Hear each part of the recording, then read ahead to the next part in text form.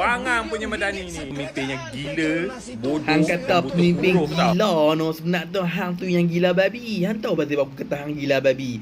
Pasal pertamanya hang dapat 300, betul tak Budi? Hang bawa pick up, hang pakai pick up.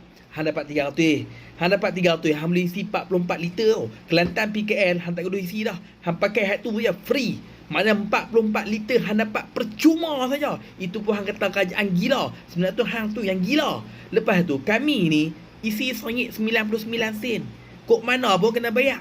Hang nak isi 30 liter ke 44 liter ke kami kena bayar. Kalau 44 liter RM87 kami kena bayar. Hang cemen saja dapat 300 free. Dapat juga.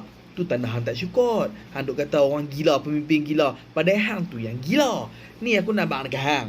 Ni hang bagi dengar, bagi faham tu.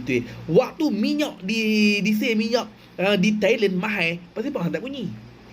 Waktu di sale di Malaysia RM2.9, di Thailand RM4. Awak hang tak buat beza pula. Awak Thailand mahal, kita murah. Itulah kata hang ni tak ada otak. Hang ni jenis manusia tak bersyukur. Macam-macam kerajaan bagi. Hang tengok ni. Sarah setiap bulan 100. Sebulan berapa dah? Setahun dah berapa dah? 1,200. 1,200. Hang tahu apa kerajaan bagi pada orang miskin? Hang tak apa dah hang pakai pick up. Orang pakai pick up ni orang yang ada duit banyak macam hang tu.